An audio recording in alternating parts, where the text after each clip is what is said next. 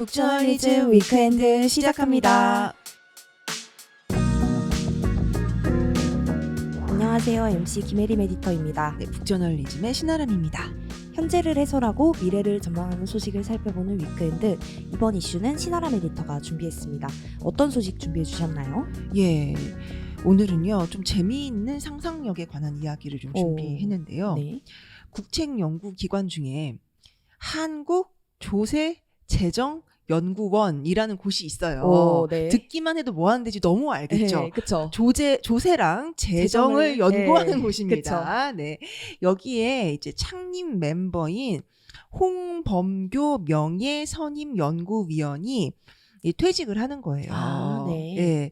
근데 이분이 퇴직할 때 아주 그냥 뭐랄까요, 좀 굉장히 눈길이 가는 보고서를 하나 이제 내놓고서는 퇴직을 하시는데, 그게 그 보고서 내용에 뭐가 있느냐, 세대별 차등 투표제라는 걸 제안한 겁니다.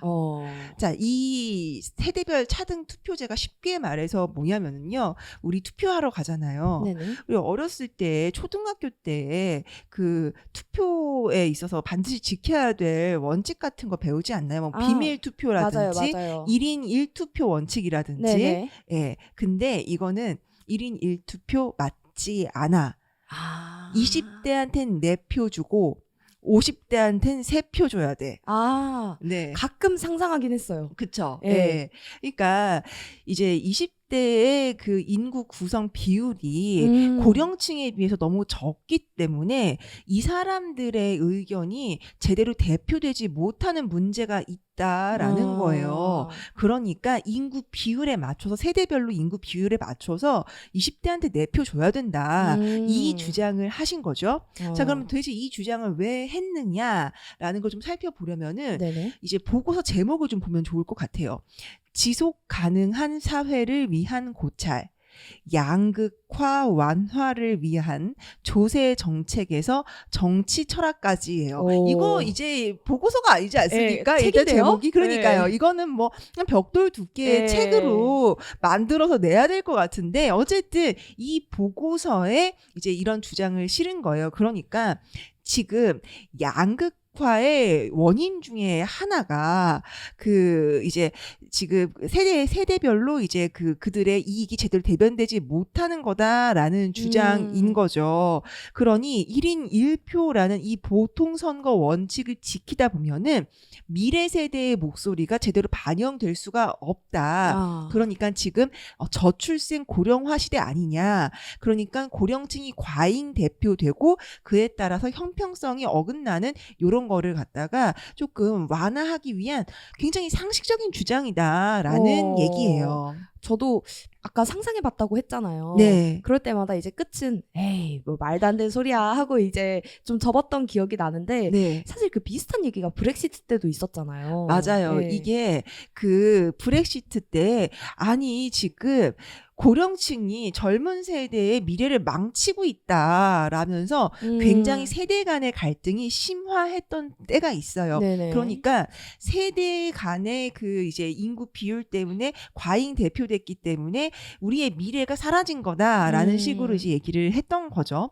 그러니까 이게 2016년도의 일인데, 지금 사실 영국 경제 어떻냐? 좋지 않습니다. 네. 다들 굉장히 가난해졌다라고 시민들이 이야기하고 있고, 최근에는 이제 인플레이션이 좀 잡힌다 이런 얘기는 나오고 있는데, 팬데믹 전부터 시작해서 지금까지 굉장히 힘든 시기를 보내고 있죠. 네. 근데 전문가들 중에 그 원인을 브렉시트에서 찾는 사람들이 많아요.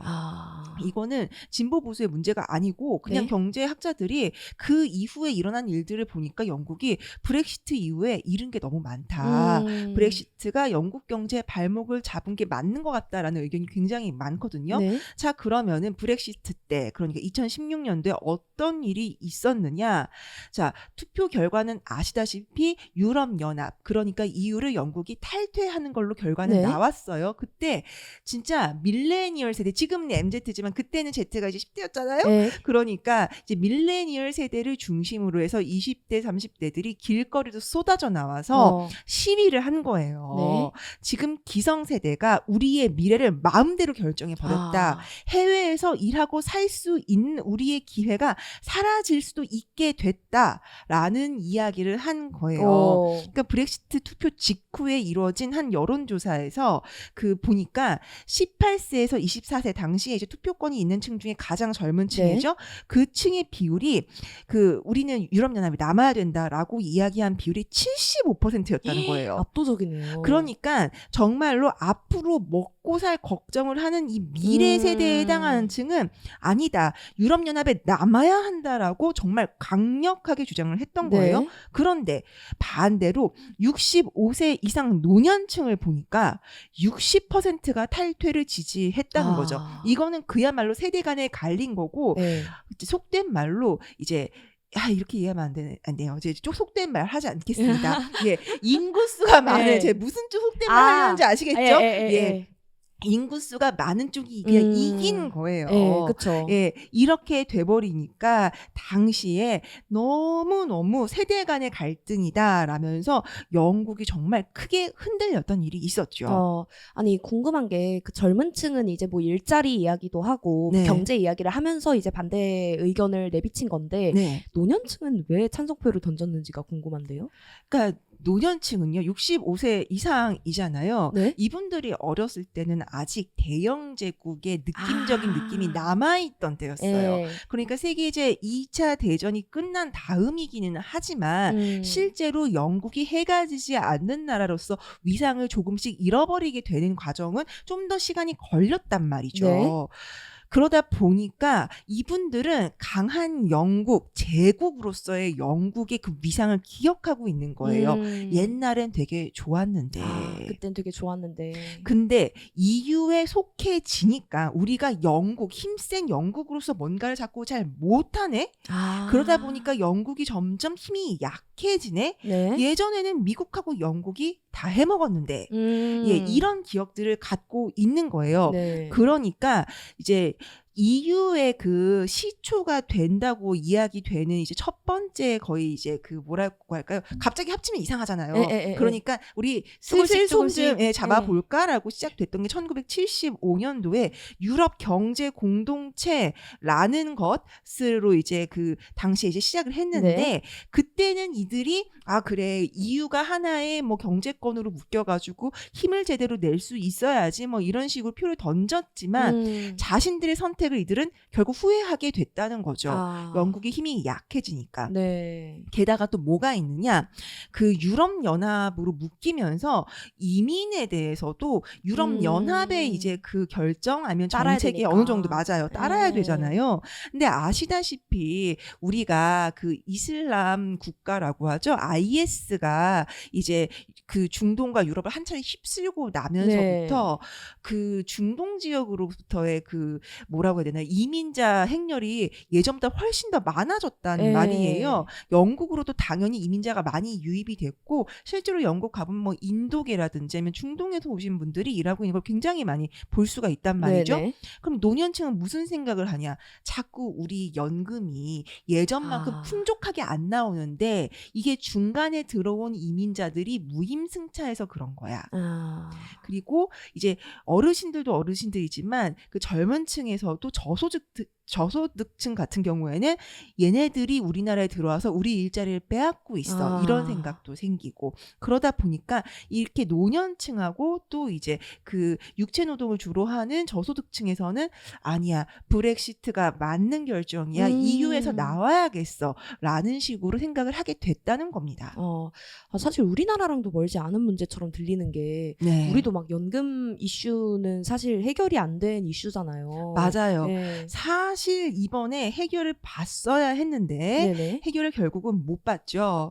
그 이번에 21대 국회에서 그 연금 공론화 위원회에서 나온 그 결론을 가지고 이제 여야가 논의를 했는데 2% 차이를 좁히지 못하고 2%의 그 이제 이견을 좁히지 못하고 결국에는 이제 아무런 결론을 내지 못한 채 이제 21대 국회는 끝이 나게 됐습니다.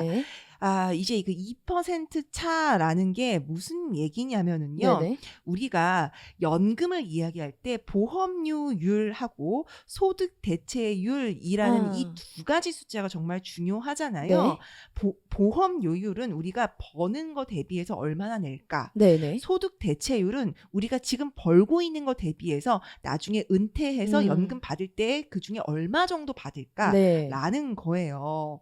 자, 일단 보험료율을 올리자. 얼마나 올릴까? 지금 9%대 내고 있는데 네. 소득이 13%대로 올려서 내자라는 거에는 이제 여야가 합의를 했어요. 네네. 근데 이 소득 대체율 같은 경우에는 더불어민주당 쪽이 45%는 이제 그 대체해줘야 된다. 그러니까 100만 원 벌던 사람 45만 원씩은 줘야 된다라고 주장을 했었는데 네네. 국민의힘은 아니야 45% 너무 빡세. 43%만 올려야 돼라고 한 거예요. 그래서 이 2%를 조기실 못해가지고 결론이 안 난 겁니다. 그렇군요. 이제 사실 근데 저는 좀 개인적으로 생각을 하는 게 국회도 빠릿빠릿하게 일을 잘 했느냐? 그건 아닌 것 같아요. 그러니까 좀 눈초리가 무서워서 이제 마지막에 해외 연금 어떻게 하고 있는지 또 이제 둘러보러 나가시려고 하다가 그거 이제 안 나가기로 했거든요. 네네. 그것도 그만큼 눈초리를 받을 만큼 조금 일을 빠릿빠릿하게 못한 게 아닌가 뭐 이런 생각이 들긴 하지만 사실 공론화위원회에서 국회로 던진 안 자체부터가 조금 논란이 심했었죠. 어떤 점에서요? 한마디로 지금 초등학생들한테 삥 뜯어서 연금 받자는 거야? 이런 얘기가 나왔거든요. 맞아요. 연금 문제는 그 얘기가 나올 수밖에 없는 것 같아요. 네. 자, 지금 보면은요. 이 공론화위원회에서 두 가지 안을 두고선 시민들의 의견을 들어봤어요. 네. 그리고 그 의견을 그냥 여론조사한 게 아니라 공부도 하고 생각도 하고 전문가 의견도 들으면서 수의 과정을 거친 거죠. 네. 이게 제대로 됐다면 참 좋을 텐데 그 과정 자체나 결론에 대해서 사람들이 되게 의문을 제기했던 거예요. 자, 일단 아까 말씀드린 대로 지금대로 내가지고는 국민연금 재정이 텅텅 비기 때문에 올리긴 올려야 돼 라는 데는 사실 별로 사람들이 이견은 없어요. 네. 얼만큼 올릴지가 문제인 거죠. 근데 이제 문제는 소득을 얼마만큼 대체해 줄 것인가가 문제였거든요. 자, 그래서 이번 공론조사에서 첫 번째 안은 더 내고 더 받기였어요. 네네. 지금은 아까 말씀드렸다시피 9%대 내고 있는데 요거를 13%로 올리고 소득 대체율은 40%에서 50%로 올리자는 거예요. 네. 그러니까 지금은 9% 내고 40% 받으면은 이제 고치면은 13%로 올려서 내고 50%로 올려서 받자라는 거죠. 자, 이 안은 뭐냐? 보험료율은 12%까지만 올리자. 13% 말고 12%. 근데 소득 대체율은 그냥 40% 그대로 놔두자. 예, 이게 더 내고 그대로 받기 이 안입니다. 네. 근데 이거를 두 개를 가지고서는 수기 과정을 거쳐가지고 이제 시민들의 의견을 받았는데 결론이 어떻게 났냐? 더 내고 더 받기. 이렇게 결론을 냈어요. 자, 근데 이게 있잖아요. 문제가 되는 게 그 더 내고 더 받기는요. 기금이 고갈되는 시점이 원래는 지금대로면 2055년이면은 이제 기금이 2055년에 이제 기금이 딱 끝이 나는데 네네. 이렇게 하면은 6년을 더 이제 고갈되지 않고 더 버틸 수 있다는 거예요. 네네. 근데 더 내고 그대로 받기는 7년을 더 버틸 수 있대요. 1년 늘어나는 거네요. 맞아요. 근데 이제 그러니까 얼마나 더 버틸 수 있게 되느냐, 그 빵꾸 나는 시점을 얼마나 뒤로 미루느냐는 그렇게 차이가 안 나는 네네. 거예요. 근데 차이가 심하게 나는 부분은 기금이 고갈된 뒤에 그 고갈된 시점으로부터 그 다음 세대가 이제 돈을 내서 메꿔가지고 보험을 연금을 줘야 될 거 아니에요. 네네. 그러니까 그 미래 세대한테 주어지는 그 부담이 다른 거예요. 더 내고 더 받기 1라는 미래 세대가 내야 될 그 보험료율이 그 43.2%까지 오르는데 아니 100만 원 벌면은 43만 원을 내야 돼요? 아니 그거는 근데 이제 그 이안 그러니까 더 내고 그대로 받기는 네네. 35.1%인 거예요. 좀 차이가 나네요. 많이 나죠. 네. 예. 그래 버리니까 지금 미래 세대한테 삥 뜯는 안을 선택했다라는 얘기가 나오고 있는 겁니다. 아, 그렇군요. 아니, 시민들은 어땠어요? 뭐, 이제 막 연령대도 있고 하잖아요. 맞아요. 네. 아니 그게 이 얘기가 나오고 나가지고 처음에 구체적인 숫자를 까보기 전까지는 사람들이 이거 20대가 별로 없어서 그런 거다. 20대 말고 그 윗세대들이 아마 미래 세대에게 부담을 전가시키는 선택을 했을 거다. 근데 까보니까 그렇지는 않았다. 네. 이 세대별로 봤을 때 물론 이 그 소득 보장론 그러니까 더 내고 더 받기에 이제 찬성한 세대는 이제 40대하고 50대가 가장 많이 찬성을 했어요. 네. 근데 18세에서 29세에 해당하는 젊은 층, 요 세대도 절반 이상이 더 내고 더 받기를 선택한 거예요. 이제 이걸 놓고선 사람들이 왜지? 정말? 왜지? 하고 들여다 본 거예요. 근데 아까 얘기했잖아요. 우리가 2055년으로부터 뒤로 6년 아니면 7년 밀리는 거라고. 네네. 그러면은 2061년, 2062년인 거잖아요. 그러면 그들도 늙었겠네요. 그들도 늙었고 네. 이분들은 저출생 시대잖아요. 네. 자녀 걱정을 그때 시대에 우리의 자녀가 막 이런 생각을 하지 않는다는 미래 세대를 거죠. 생각하지 않는. 네, 맞아요. 네. 20대도 그 미래는 굳이 나의 일이 아닌 거예요. 그렇죠. 그러니까 20대도 절반 이상이 아니 더 받고 싶어. 이렇게 얘기할 난 내 삶이 중요해. 그렇죠. 그렇게 얘기할 수밖에 없다라는 겁니다. 그리고 정말 심각한 건 무엇이냐. 네네. 이 수기 토론이 유튜브로 생중계가 됐어요. 네네. 근데 댓글창에서 의견이 이제 오고 갔을 거 아니에요. 그걸 네네. 보면서 그래 더 내고 더 받아야지. 아니 현행 유지 해도 어쨌든 간에 30 몇 %까지 올라가는데 나중에 보험료율이 네. 그러지 말고 그냥 어쨌든 다 같이 더 많이 내고 좀 노후 보장 받자. 뭐 이렇게 얘기도 될 수 있고 아니야. 그래도 30 몇 %까지는 올라갈 수 있는데 40 몇 % 너무 심하지 않니? 그럼 안 돼. 이런 식으로 토의가 오고 갔을 것만 같잖아요. 근데 댓글창에 주로 나온 얘기가 뭐냐? 아니 안 내고 안 받으면 되잖아. 각자 도생하자. 맞아요. 이거 완전 신뢰감이 없는 상태인데요. 맞아요. 그러니까 이거는 세대 간의 신뢰도 무너졌을 뿐더러 젊은 세대도 미래 세대를 챙기거나 혹은 미래 세대와의 뭔가 연관관계를 생각하지 않고 그냥 말씀하신 대로 그냥 각자 도생이 맞아 라는 식의 의견이 나왔다는 거예요. 네. 그러니까 연금 폐지 혹은 연금 포기안이 사실은 유튜브 댓글창에서는 우세했다. 물론 이게 민의의 대부분이라고 얘기할 수는 없어요. 하지만 사실 생각보다 많은 젊은 층이 반농담이라고 할지라도 그런 얘기 실제로 하고 있지 않나요? 맞아요. 차라리 안 가져갔으면 좋겠다. 네. 맞아요. 사실 그런 거 보면은 진짜 이게 미래를 누구의 것이라고 규정해야 하는지의 문제인 것 같아요, 진짜. 맞습니다. 그래서 이제 이 문제를 놓고서는 굉장히 이제 학자들도 고민이 많지 않겠어요? 그렇죠. 예, 그 중에서 이제 사회학자 오건호 씨가 연금에 대해 말하지 않는 것들이라는 책에서 이런 얘기를 해요. 한국 사회에 내가 보기에는 상호 신뢰나 사회 연대가 좀 부족한 게 아닌가라고 생각한다. 우리가 정치적 이슈에 대해서는 굉장히 강하게 집결하는데 사회 정책 의제를 공적으로 풀어가는 경험이 너무 없다. 그래서 이걸 만들어야 된다라고 얘기하는 겁니다. 그러니까 사실 연금제를 폐지하자는 거는 세대 간에 서로 챙겨주고 끌어주고 밀어주는 걸 이제 그만하자. 누가 누구를 챙기고 밀고 이거 그만하자라는 얘기일 수도 있지만 한 세대 안에서도 각자 알아서 살아. 젊은 때 많이 못 모았으면 게을렀던 거야. 이 생각인 거잖아요. 근데 이거는 사회적으로 토의해서 뭔가 방법을 찾을 수 없다라는 결론이 있기 때문에 그렇게 되는 거 아닌가. 라는 거죠. 맞아요. 그런 네. 것 같아요. 그런 의미에서 보면 사실 그 앞에 처음에 이야기했던 그 차등 투표제 네. 이제 은퇴를 앞둔 이제 노학자가 내놓은 어떤 결론인 거잖아요. 맞습니다. 그게 참 의미심장하네요. 네, 이분이 평생 동안 연구소에서 열심히 일하면서 우리 사회에서 세금을 어떻게 걷어서 그쵸. 어떻게 재정을 써야 될까 이것만 고민했을 거 아니에요. 그쵸.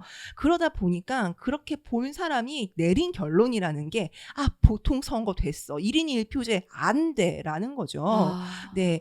그리고 또 이제 이분이 이야기하는 게 차등 투표제 주장을 세대에만 적용하자는 게 아니다. 네. 주제에 따라서도 차등 투표제를 고려할 여지가 있을 거다. 예를 들어서 소득과 관련된 현안에 대해서 투표를 할 때에는 소득 분위별 인구수를 감안해서 조정된 차등 투표권을 부여해서 똑같은 비중의 목소리를 낼 수 있도록 형평성을 좀 복원할 필요도 있다라는 거예요. 네. 그래서 사실 이제 차등 투표제라는 게 굉장히 논란이 될 수 있어요. 누구는 몇 표 주고 누구는 한 표 주고 이게 말이 그쵸. 되냐라고 분명히 생각할 수 있는데 네.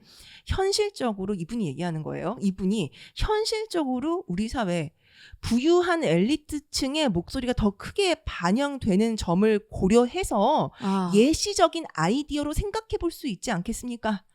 라는 거죠. 그러니까 이분이 계속 보니까 현실적으로 부유한 엘리트층의 목소리가 더 크게 반영되는 사회 시스템이다라는 거예요. 진짜 솔직하게 말했네요. 네, 정말 솔직하게 말했죠. 네. 그러니까 이게 나가실 때가 됐기 때문에 우리가 이제 두려울 게 없는. 그죠. 직장 생활 계속 하셔야 된다. 그러면 여러 가지 눈치 볼 게 분명 있을 거라고 저는 생각하는데 32년 나 열심히 일했다. 털고 간다 할 때 이야기할 수 있는 내용인 거고 그래서 이게 양극화의 완화라는 게 정말 이루기 어려운 것이다 보니까 이분은 32년 동안 봤던 이게 누진세 이런 걸로 달성할 수 있는 게 아니다. 양극화의 완화라는 거는 정말 그러다 보니 이렇게 극단적인 방법까지 이야기를 한 거죠. 네. 사실 모르겠어요. 저는 사실 차등 투표제 찬성하냐 물어보면 망설이게 되고 어쩌면 망설인 다음에 제 대답은 아닙니다. 그건 그래도 아닌 것 같아요. 일 수도 있을 것 같아요. 제 개인적인 의견이에요. 네.